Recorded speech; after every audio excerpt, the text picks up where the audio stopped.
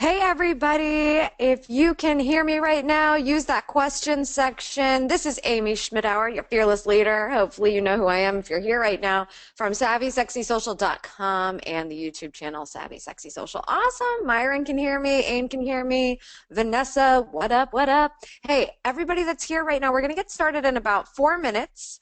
And before we do, I just want to make sure you've got your little typing fingers ready and you want to know how to learn how to crush email first in that question section.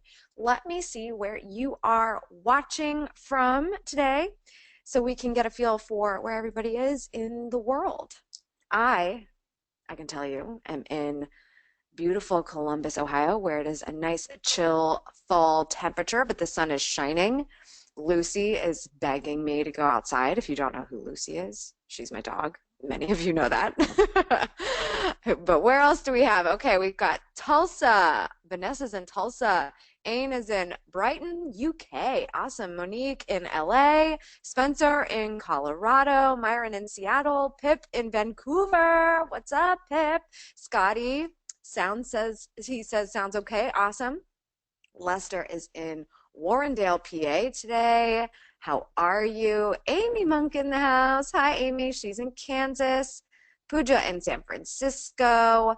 And John in, is that KC? I'm just guessing. Is that Kansas City? I'm totally guessing. Artie is in College Station, Texas. Awesome. So great to hear from all of you. Oh, good. I was right about that. Casey is indeed Kansas City. And Tony is in Menifee, California. Ooh, I've never heard of that before. I was just in California. Is that northern or southern? I was just in SoCal in Los Angeles for about a week speaking and also kind of hanging out a little bit. It's in Riverside County. Gotcha. Okay, cool. So, hey, you guys, very excited to have you here today. If you're just jumping in, let me know where you are. I know the sirens outside are getting excited about this webinar. You might be able to hear them in the background because that's how we do things downtown Columbus. So since we're here and getting a feel for where everyone is, Jeff is in Columbus. Hi, Jeff. We want to hear from you, my friends from SaneBox and myself. Before we get started, what is your biggest problem with email? Why are you here right now? What is the biggest thing affecting you with your productivity or your reason for not loving your email inbox? What's the deal with that? I want to hear from you. We want to get a little bit of a feel of what you're dealing with so we can work on those problems directly. Molly is in NoCal. We got SoCal and we got NoCal. I like it. I like it, you guys. Awesome. Vanessa, good point. Subscribed to too many newsletters. Don't we all do that? We all think it's such a great idea to sign up to get the thing, and we're like, oh, I want to be on that list. Awesome. I want to get updates from them. But then we check our email and we're like, where are all the important emails? These are all the fun emails, and sometimes they're fun, but man, when they come all together, they're probably not that fun, right? Yeah, so too many newsletters, good one. Lester says 3 email providers and addresses. That is a really good one as well, making sure you're streamlining and keeping it simple for yourself. Spencer says prioritizing priority, how to prioritize the email. That's a great point. I'm very excited that you're here for this training today because I think that's going to shed some light for you. Tony says, I want to create simple emails. Okay, I like the sound of that. And I always try to keep stuff to read later and forget. Oh, I understand that completely. Then I worry if I miss something important. Yeah, I totally understand that feeling. Molly, my inbox is overflowing. That's a very good reason for you to be here right now. Amy says, too much email. A lot of it isn't important. Too many newsletters. One email is personal. One email is school. The other is business. Oh my gosh, you're in exactly the right place. I really think that this is going to help you so much. Andrew says, too much spam and junk mail. Totally relatable. Well, we all have our problems with email, you guys. And here's the thing, we have to get a hold of it because this is not going away. We need this communication platform. It's highly effective for getting stuff done and getting new business or getting new projects or just communicating with people. It is the original social network, this thing, email, right? But we need to make sure we are controlling it and it is not controlling us. So that is why I'm very, very today that we have this presentation, How to Crush Email, thanks to my friends over at SaneBox. I'm sure you guys have heard me talk about SaneBox before. This is a tool that I have been using for a number of years now that's helping me stay productive in my inbox. And I'm telling you right now, sometimes the inbox gets a little scary, but it's never too much to take on because I use SaneBox, and I am able to get to inbox zero every time I sit down for that set period of time that I've decided to sort through this stuff and take care of it. So that is why I really wanted to do this today and let you guys see the incredible things that SaneBox can do for you, but even more importantly, some of the strategies that you can be implementing to better be productive with your email. So today we're joined with Dmitri, who is the co-founder at SaneBox, and he's going to be leading us through this training. Dmitri, are you in there? Hey, good to How be are here. you? Doing well. Amy. Awesome. Well, I think that everyone here, as you heard, they are dealing with some crazy stuff with their email. And if you're just coming in, you guys, keep sharing where you're coming from and what your biggest problem with emails are in that question section. Get used to using that question section. We are going to be paying attention to that. But Dimitri, I will let you take it from here so we can get into the good stuff. That sounds good. And yeah, thanks everybody for asking those questions. I think it's almost as if you guys saw the outline for this presentation because that's exactly what we're going to cover. So yeah, awesome. By the way, I don't normally look so angry. I don't know what this picture is very. I think this picture is so funny. It's like, are you angry or Yeah. are you just sort of like teasing whatever is to come? And I think that that's what it is. Sure. Cool. Well, so thanks again for the opportunity. So the reason we're here is we started this company, SaneBox, 6 years ago, and at the time, the reason we went into this is we saw that even back then, the volume of emails just kept growing, and the signal to noise ratio in an average inbox was getting worse and worse, meaning just a ton of noise and not a lot of important stuff. And so we figured out a way to address that, and we've been having lots of happy customers in those last 6 years. But really, as part of it, one of the things we learned is it's not enough to just have the right tool. You also need to kind of change the way you think about email, or really about anything, but about email specifically. And so what we've done is we looked at a bunch of data. We did a lot of research and talked to hundreds, if not thousands, of our customers, and really kind of try to figure out what is that ideal process, right? What are some of those hacks that people can use to not have email pain?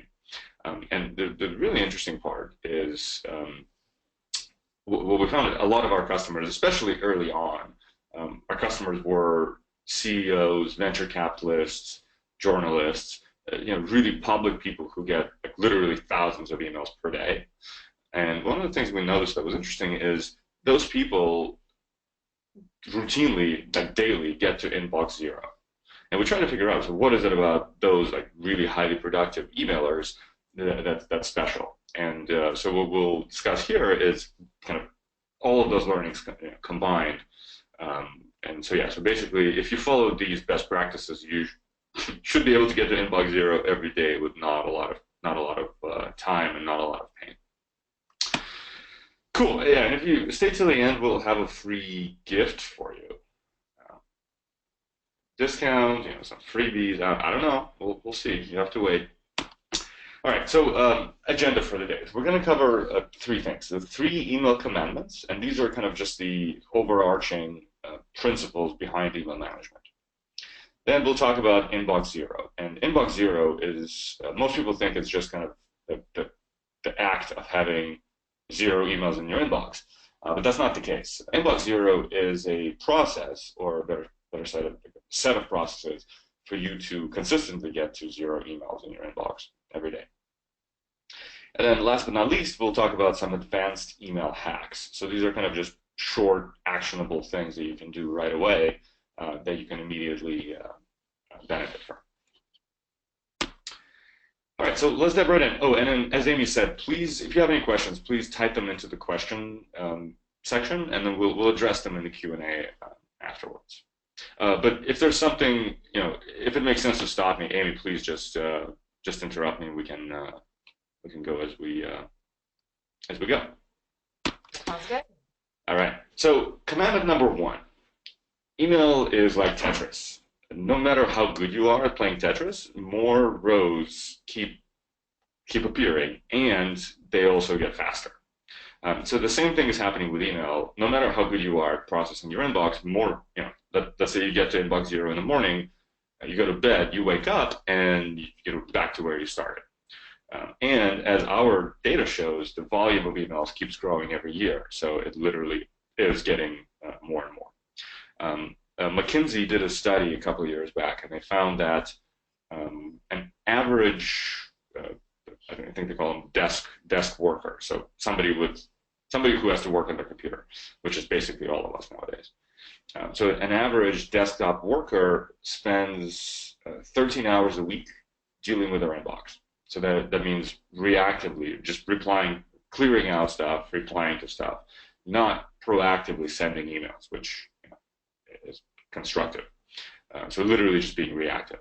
And so that means 28% of our time is spent on a completely reactive activity that is not part of anyone's job description.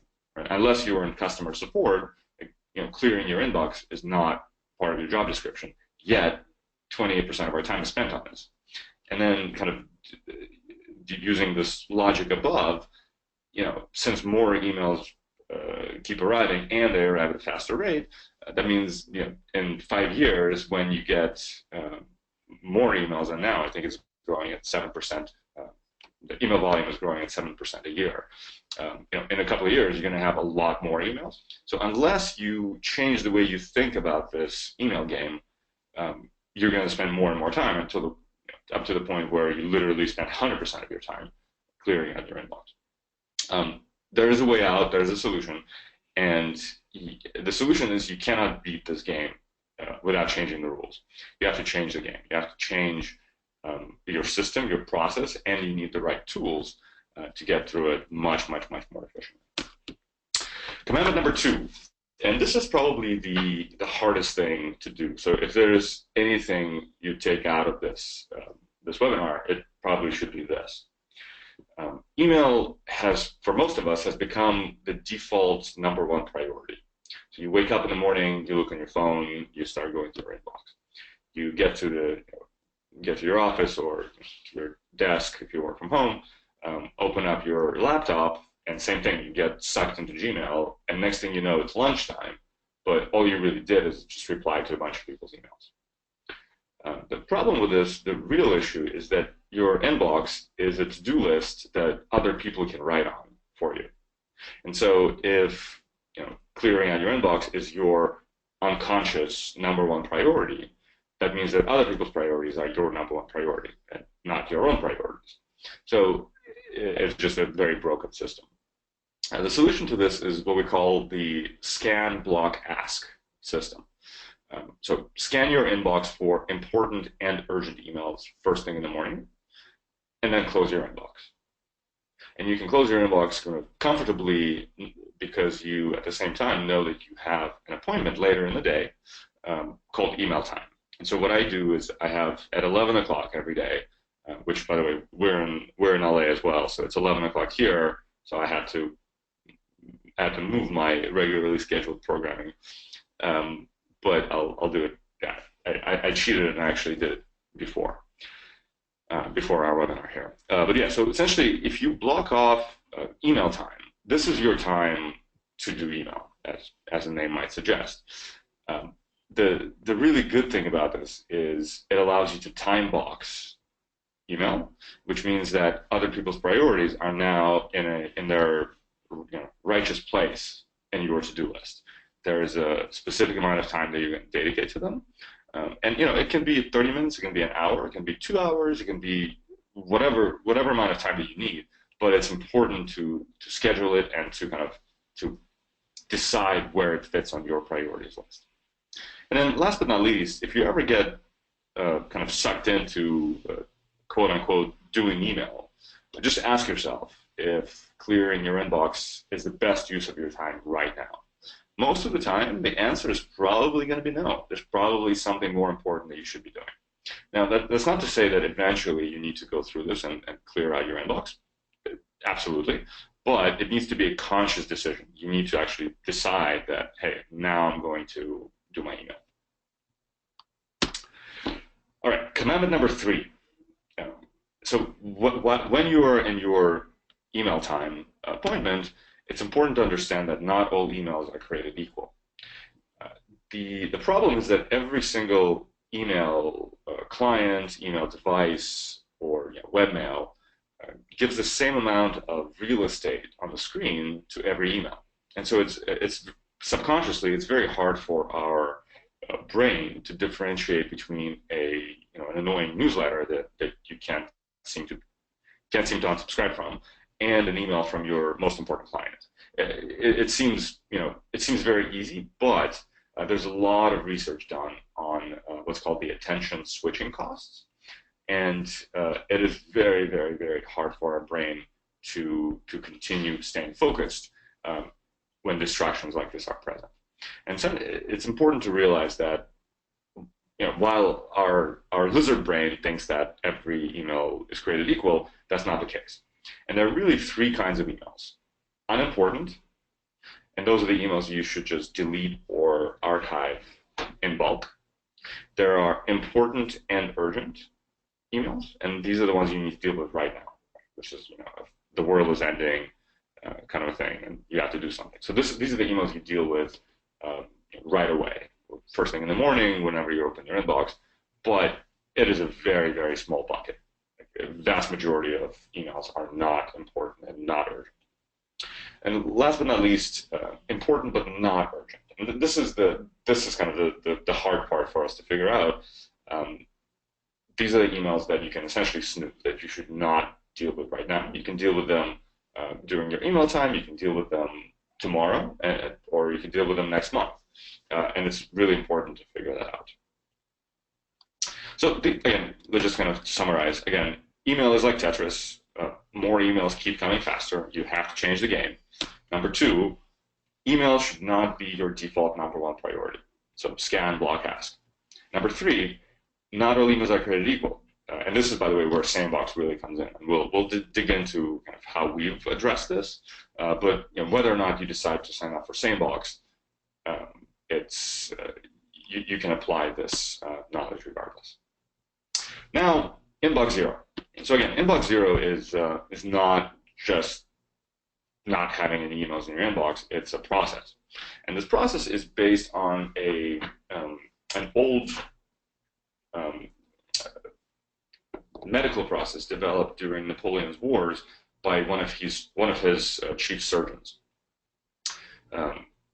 That surgeon, Dominique Jean Larrey, I believe I'm pronouncing it correctly, figured out this thing called triage. And triage is still being used in hospitals to this day. It is also not only used in hospitals, it's used in email management. And basically, the history behind it is, as wounded soldiers arrived into the medical tent on the battlefield, there were basically 3 buckets that they would put them in. Those who are probably going to live regardless of what you do, those who will probably die regardless of what you do, and those who need the extra help, and that extra help will make a huge impact. And so the people that would die regardless of what happens, they maybe give them morphine and kind of put them in a separate tent so they could die in peace. People who would live regardless of what happens, they would stitch them up really quick and send them on their way. And that left the bulk of the doctor's time to really help the patients that really need the help. So how do we apply the same process to email? And really, it's inbox 0. There are 3 kinds of emails: those that should die, those that just need a quick fix. Usually, if you can deal with an email under 2 minutes, that's the quick fix bucket. And then there's the needs work bucket, and that's the emails you want to deal with later. So the the should die bucket is the delete or archive bucket. So essentially, if you can tell right away by the subject and by the sender that an email is not important, just delete it. Or if you use Gmail, you prefer not to delete stuff, you can archive it. I personally prefer delete. This is where, well, actually, we'll go through where SaneBox comes in right after this. So this is for an average inbox. 62% of an average person's emails are this really unimportant noise bucket. 62%. That's a lot. The quick fix means there are 3 things you can do: defer, delegate, or respond. Defer means snooze it until later. Delegate means forward it to somebody, and respond obviously means hit reply. So if you do those 4 things, the only emails left in your inbox will be the do bucket. So this is stuff that actually requires real work from you. So how does SaneBox help you with this? The first bucket, delete or archive. This is really where we started our product. What we realized 6 years ago is that by analyzing your how you interact with your email, so which emails do you open, which emails do you respond to, how quickly you open them, how quickly you respond, how often, how far back, and so on and so on and so on. By looking at these relationships, and really we do this without ever looking at the body of your emails. We only look at the headers, which basically means the timestamp, sender, and there's a bunch of data that comes in as well. So by looking at this, we can determine what you consider not important. So we take all of that noise and we move it into this folder called Sane Later. So, and by the way, this is a kind of a demo account, but my inbox looks very similar, except I usually have, instead of 52 emails, I think every morning I have 150 to 200. So it's it's pretty painful if all the stuff is in your inbox. So the way it works for me, and kind of the ideal process that we've come up with, is you go through these Sane Later emails, so unimportant stuff. And by the way, it's nothing that we move in here is meant to be a permanent permanent filing place for your emails. Really, the way we've designed SaneBox is to be a triage system. So what we help you do is go through all of your emails really, really quick. So the ideal process is what I personally do every morning is I select all, and then if something catches my attention, actually, let's say this is an important email. Okay. Newton is my mobile email client. So I can move this email to my inbox, or vice versa. I can move an email from inbox to Sane Later. And what that does is it immediately teaches us what emails you like to go where. So if you move this email into inbox, the next time an email from that sender arrives, it's going to stay in your inbox. And then so once you kind of go through and do this, I just select all and hit delete. So essentially, I process all of those emails with 1 click or 2 clicks. And this is where the science really comes in handy. These are back to the attention switching costs. There's a lot of research done on this topic. Basically, if our human brain is very good at looking at patterns. So if it's very easy for us to go through a sea of unimportant stuff, like I can very quickly scan through this, and if something is important, it very easily catches my attention. And so that's why I can quickly identify, hey, this is an important one, let me move it to the inbox. If all these emails were kind of mixed in together, important, unimportant, important, unimportant, important, unimportant, it makes it really, really, really difficult for our brain. It just uses a lot of our neural resources. So now we talked about how to process all the unimportant stuff with a couple of clicks. Now, if you really never want to hear from a particular sender, let's say above the law, yeah, probably don't care about this ever. What I'm going to do is move it to a folder called Sane Black Hole. And if I move it to Sane Black Hole, all future emails from that sender go straight to trash. So it's basically like unsubscribing, but it's faster, easier, and safer. And we'll talk about why it's safer a little bit later. But just to give you a preview, when you unsubscribe from an email, you're really relying on the integrity of the person you're unsubscribing from. Because what you literally just did is you just marked yourself as a human, and as a human who cares about their inbox. So we see this happen all the time, where our customers go on an unsubscribe binge and end up on more mailing lists. And that happens because your email can get sold to someone else because you just kind of outed yourself as a real person. And you can also customize any kinds of, for instance, we created a folder called Family. So you can create a folder and move certain emails into that folder. So for instance, oh yeah, sorry, some quick step back. So we didn't look at the inbox. So the inbox is now, as you can see, only for important stuff. So it's important partner, investor, boss, spouse, right? So important people, and that's really what a real inbox on SaneBox looks like. And you can also as I mentioned, you can customize. You can create custom folders on SaneBox, and by the way, everything can be kind of tuned on our dashboard. And once you tune it, you really never have to come back to the site. Everything you continue to interact with SaneBox right from Gmail, from your iPhone, or whatever, wherever you read your email currently. Okay. So we talked about delete and archive. So that's Sane Later, which is all the important emails, and Sane Black Hole, which is the unsubscribed folder. Then defer. So if an email, let's say this important business partner is important, but not urgent. So it can wait till tomorrow. I'm going to move it into a folder called Sane Tomorrow. And what happens now is it's going to pop back in my inbox tomorrow morning. And let's say this investor guy I don't care about until next week. I'm going to move him into a folder called Sane Next Week. And it's going to reappear in my inbox on Monday morning, this coming Monday.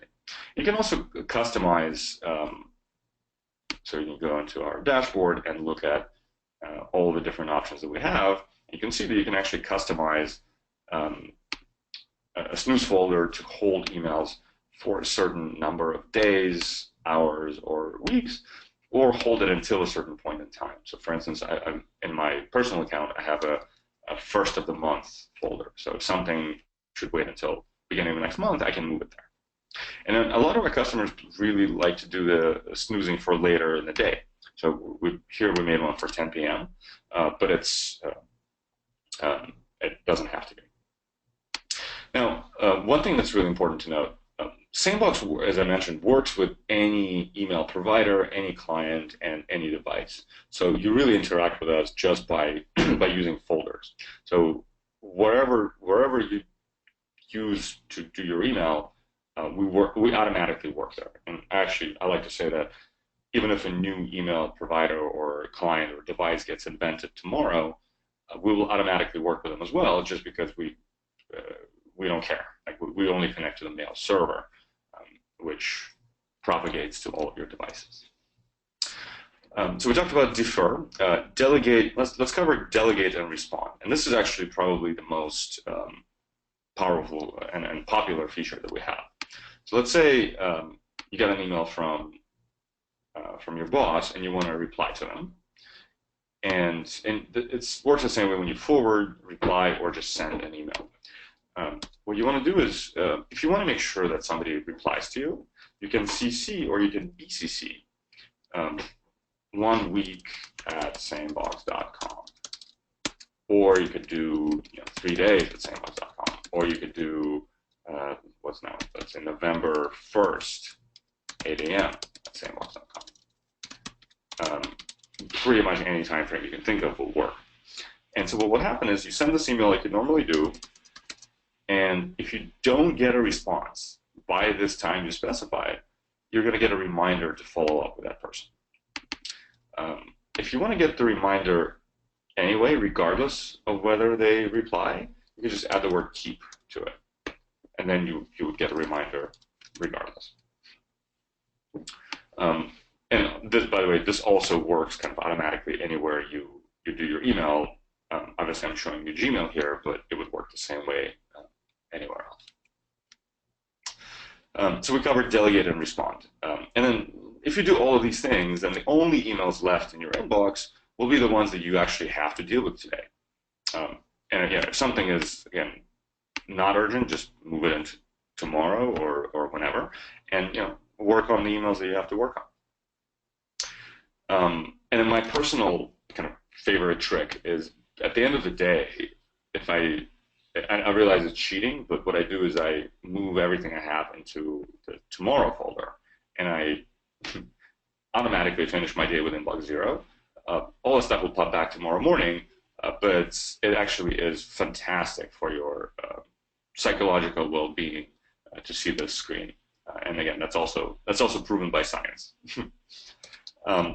Okay, so we talked about inbox 0, and now,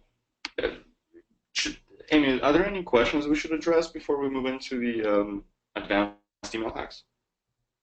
I haven't seen any come in yet, so I just want to remind everybody to put your questions in as you have them. But let's go ahead and roll into this next section, and we'll just take questions at the end. Perfect. Okay. All right. So this is just like super quick,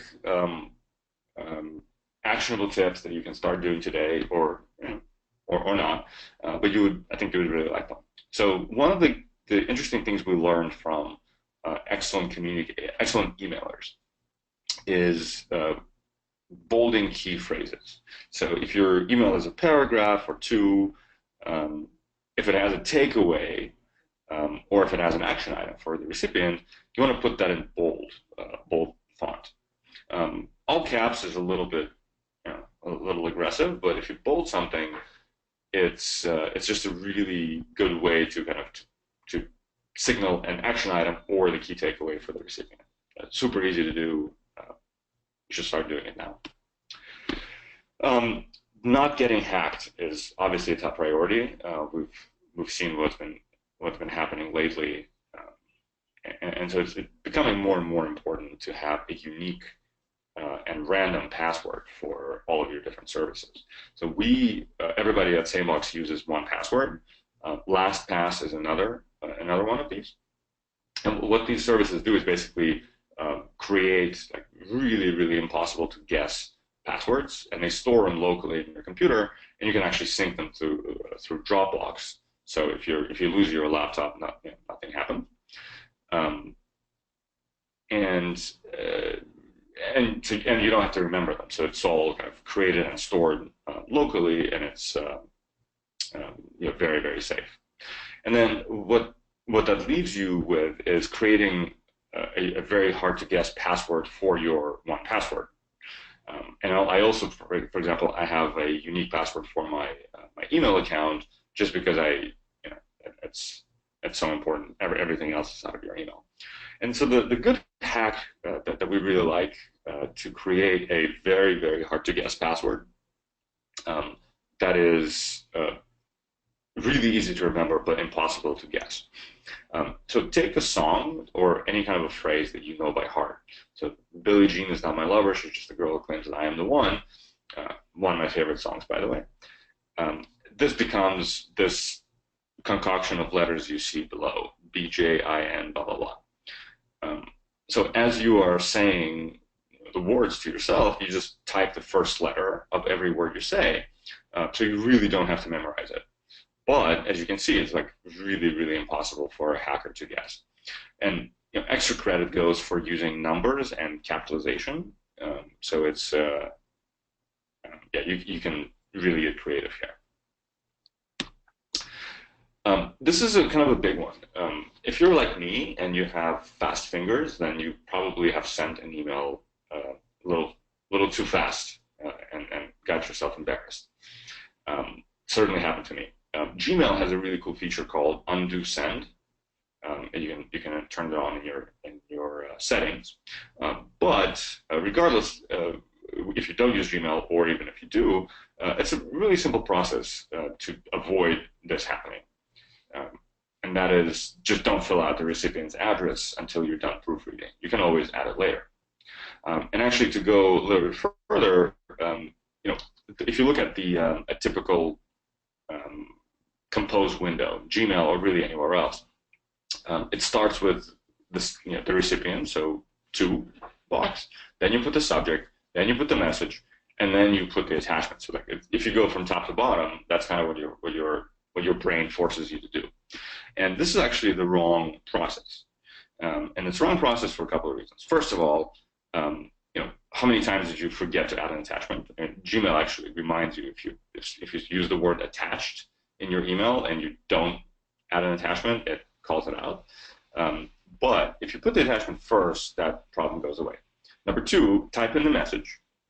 Number three, add the subject. And the thing with the subject is, a lot of times it's you don't know what the subject is until you're done with the email. So by typing up the message first and then adding the subject, you'll make sure that the subject is more meaningful. And then finally, add the sender, like after you're done proofreading. So basically, go from bottom to top, and you'll find yourself in better shape. Don't use your inbox as an archive. This is actually like the number one pet peeve that I have personally, and we see a lot of our customers still do this. So for some reason, people think of their inbox as kind of like this archive, but really your inbox is meant to be exactly what your physical snail mail mailbox is. It's literally just a place for emails you haven't processed yet, right? So if you leave emails in your inbox after you're done with, after you've dealt with them, it's just like opening your envelopes from your mail and reading them and then stuffing them back in. It's just not what it's designed for, right?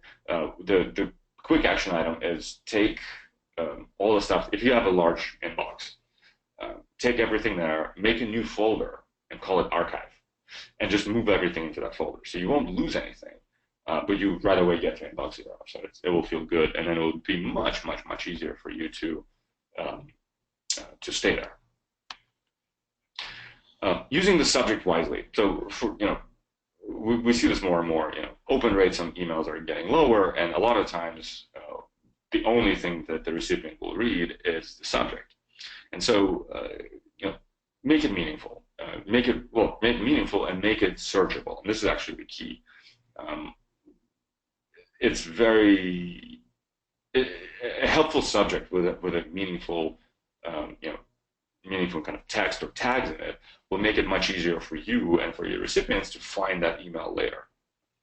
So instead of things, put 5 things I need you to do by tomorrow. Put a call to action. Make it specific. And then using tags is really helpful as well. So if you put time sensitive, that's going to set the expectation. Action item also sets expectation. NNTR and NRN means no need to reply or no reply necessary. And that's actually really awesome to receive. If I get an email with that tag in the subject, I feel much better opening it because I know that there's no work that's going to come out for me. Then same thing with not urgent. If you put not urgent in the subject, that just kind of makes the recipient feel much better. It almost feels like you're adding time back to their day. And then EOM means end of message. So if you can type the entire message in the subject, kind of like SMS, put EOM at the end, then the recipient knows that they don't need to click into it. That everything is just set right there in the subject. All right, so we covered this already, but again, don't unsubscribe from suspicious emails. It just means that there's very, very high likelihood of your email ending up on more mailing lists. Same black hole is that's really what we built it for, and it's a really useful feature. Avoiding open-ended questions. Email is a fantastic, as Amy kind of said in the beginning, there's really nothing wrong with email. Email is a perfect communication platform. It's a perfect communication platform for one-to-one messaging. But it is a perfect platform for specific kind of closed-ended communication. So if if the question is, do you think we should do X, Y, or Z? Email is perfect for that. If the kind of the question mark at the end of an email is thoughts ? That's probably a sign there should be a phone call instead.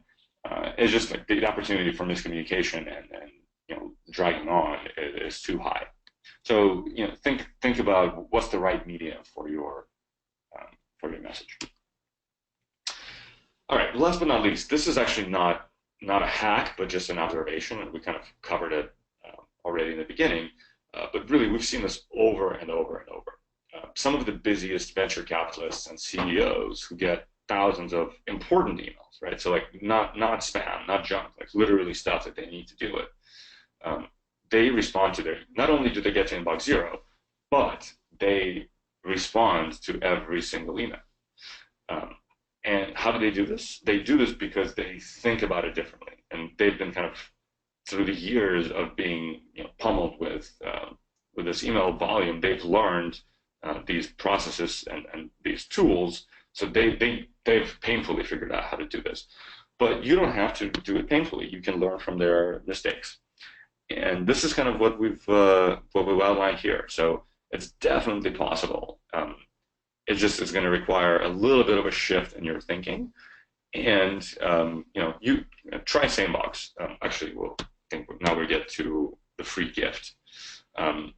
We've put some of this into an ebook, and it's an Amazon bestseller. If you go to bit.ly/crushemail, and if you sign up for a SaneBox trial from this URL, sanebox.com/fantastic.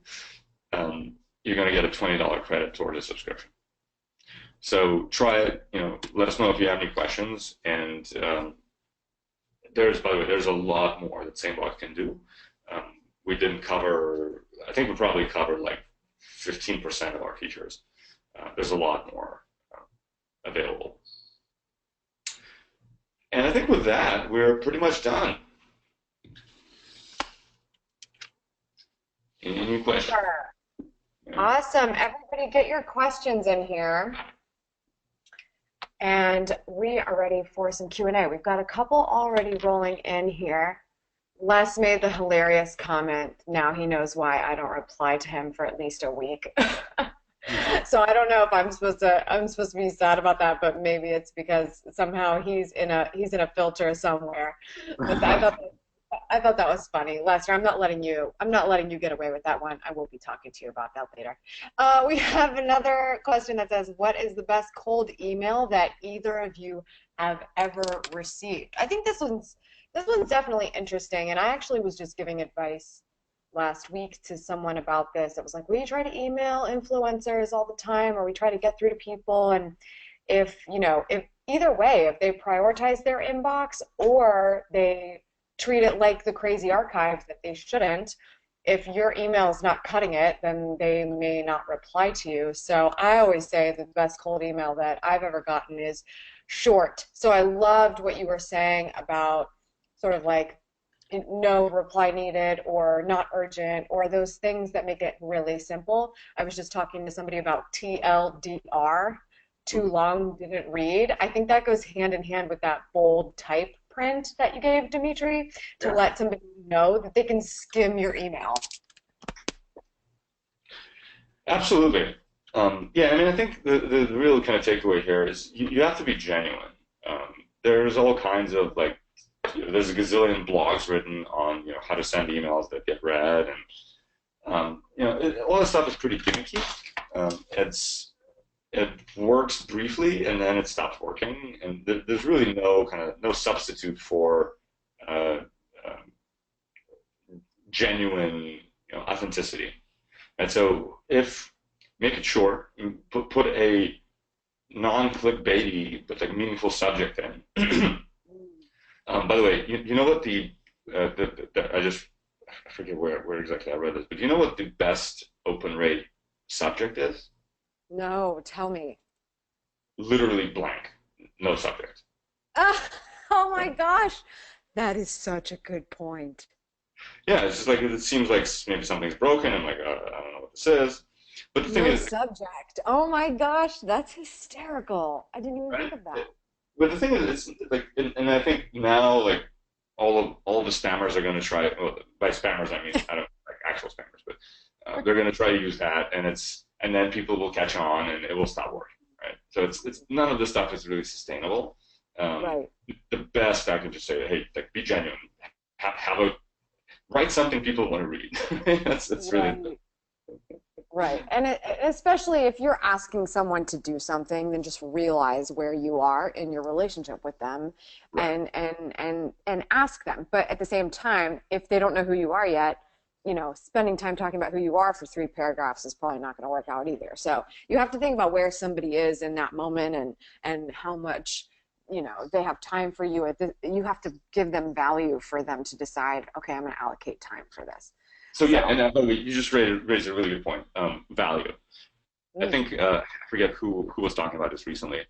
Um, oh yeah, Steve Blank, who's a writer and kind of like a startup guru guy. Um, mhm, what he was talking about, he gets asked for coffee all the time, right? And people want to pick his brain.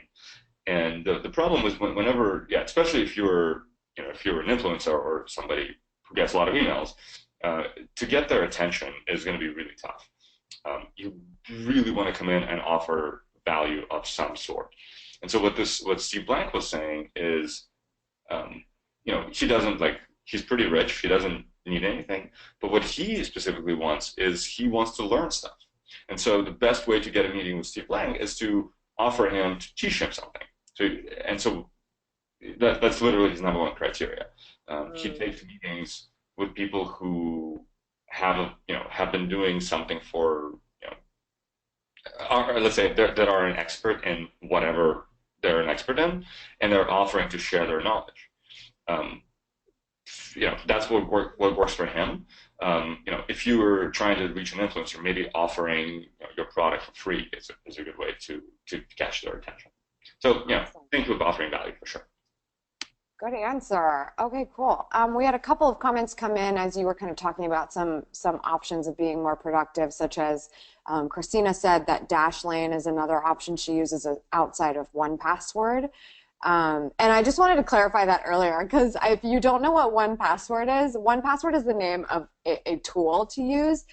It's not Dmitri was not saying that everybody in his company uses the same password. I just wanted to clarify that in case people don't know what it is. But yeah, LastPass is actually the option that I use. The other one that people were mentioning was just the attachment thing. We're so lucky that Gmail can remind us sometimes if we said the word attached, that if you don't have it, I chronically forget to attach. So that's definitely a nice thing. So for sure, important to keep in mind. And especially loved that about don't put the recipient email address in. Don't jump the gun on that. Make sure your email is in good shape before you send it. But let me tell you, undo send is my best friend. I don't know. Okay, second best friend next to SaneBox, but literally, if not for those two things, my email would be a hot mess. Okay, let's see. Mike asked, I use MailChimp. They make it hard for you to add someone back who unsubscribes. Is that also true of other services like Constant Contact, or do they all suspect when you unsubscribe? I don't know the facts on this. I don't know if you have something on this, Dmitri, but I would say that I know MailChimp, as many other companies, they take unsubscribes and being friendly to the users that are subscribed to emails very seriously, because the more a MailChimp email I think is marked as spam or marked as it's reported of some kind, it's abusive of some kind, they take that very seriously and they won't even want you as a customer anymore if you're doing things that they don't approve of with their email delivery service. So I can see why they might be overprotective. Dmitri, do you know anything more specifically about this? Yeah, I think so. The the Mailchimps and the Constant Contacts of the world are legitimate companies. Some are public companies, um, They definitely take this very seriously. What we're talking about is like the next tier of senders who are not using one of those, and couldn't care less. And frankly, even using Mailchimp, if I really wanted to, um, me as a recipient, sorry, me as a sender on Mailchimp, I know which accounts unsubscribed, and I can just grab those accounts and sell them somewhere else through another medium, right? Right. I'm not going to keep sending them emails on Mailchimp. Right. Right. Okay. Good question. Let's see. Is SaneBox? Yeah. So Lester asked, is SaneBox a web extension? How does the software work at the technical level? Great question. So no, we're not a web extension. We're technically a cloud service, so SaaS cloud service. And what we do is we connect to your mail server. So basically, to your mail server, we look like a very lightweight client that only asks for your email headers. So the email arrives in your inbox. We quickly get pinged that, hey, a new email came in. We ask for the header. We analyze the header, and we look at how you've interacted with that kind of an email in the past. And then we ask your mail server to move that email out of your inbox into the same later folder. So everything happens on a server level, and that's why and that was kind of a product decision we made from the beginning, which is why we can work with literally any email setup that you could think of. Great. That is an important distinction. Brian said, any tips for organizing folders for email storage by project, subject, etc.? Yeah, great question. Over the years, personally, I use Gmail, and I've kind of care much less about organization nowadays since I've kind of gotten better at searching. So I just archive, and then the thing is, you can search by subject super easily in Gmail, right? Definitely, project makes sense. So if there are certain emails that you want to be able to look back at a particular time, you can always do it. You can create a tag or a folder for a project. So yeah, that's probably the only organization that might make sense. Mm-hmm. Myron wants to know the link for SaneBox again. Did you have that pulled up? Yep. Here you go. Can you guys see it? Yeah, you might want to maximize your screen just so there's not, if that's possible. Yeah. Yeah, cool. Awesome. Let's see here. Should an email be super formal or informal work sometimes? I think that informality can certainly work, but I also think informality is in the context of still being professional while being a little bit relaxed, and it definitely depends on who your recipient is. I don't know if you have thoughts on that, Dmitri. Yeah, I've completely went full informal in all discussions, and I haven't felt any pushback or pain from that. And not informal like in a dropping F-bombs kind of a way, but just it's okay to put a smiley face or joke a little bit. Mm-hmm. We're all people, right? So I think the world of hey, I'm a professional and I'm wearing a suit and tie to work and I'm not gonna smile or joke, that's not real anymore. Right. Totally. Okay, let's see. So I think there was just clarification. SaneBox is between me and the email servers. That's how the relationship works there, right? Kind of. Not exactly, actually. Yeah, this is great. It's really what's happening. So if you can think of, so there's you and the mail server, and you guys always have a direct relationship between you and your mail server. Then SaneBox is kind of like this other appendage connected to the mail server, and it's kind of sitting in between. But it's important to know that we never take possession of the emails. So the email, if we get hacked, the bad guys won't find anything because we just don't have any of your, we never even look at the body of the emails. And whatever emails, whatever we kind of, when we move an email, let's say from your inbox to your, to one of your email folders, we always ask the server to make the move. We don't actually take possession of the email ourselves. And so kind of the outcome of this is if we were to get hacked, we just don't have any of your private data.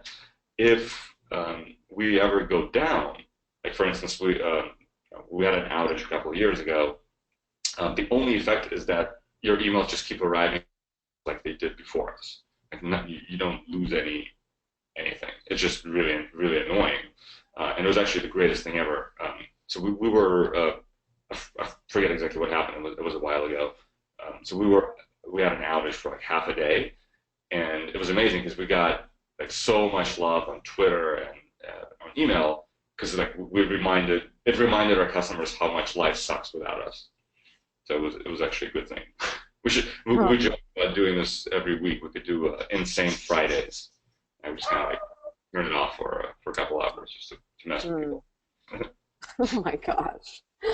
Okay. I have a question here from Franco. What category do the features you've shown today, I guess I'm saying what category do those things fall into? So snack, lunch, or dinner? Can you clarify that for everybody? Great question. So snack means you get, okay, so basically everybody gets same later. Everybody gets reminders and just kind of the basic functionality. And then the optional features, like black hole, snooze, all the optional folders, that's where the different plans come in. So snack gives you one optional feature, and you get to decide which one you want. A lunch gets you 5 optional features. Again, you decide which ones you want. And dinner gets you everything. And majority of the people pick the lunch plan because 5 features is enough for most people. Okay, cool. Yeah, I think we have. Oh, go ahead, Dmitri. Now, there was a question from Tony earlier, Mixmax versus SaneBox. I just wanted to address that really quick. Sure. Yeah, so Mixmax, actually, they're friends of ours. Mixmax is a client, and they have some of the features that we have. I think snoozing is one of them, but it's a great desktop client for Gmail. We actually work great with them as well, and there is some overlap with some of our features, but most of our customers actually the biggest value we provide is in this filtering. So it's just kind of the importance and prioritization.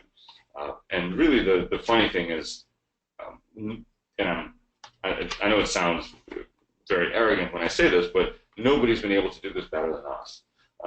The funny story, when we launched into beta in 2010, this was before Gmail launched Priority Inbox. And 2 months after we went into beta, Gmail launched Priority Inbox. And at the time, we only supported Gmail.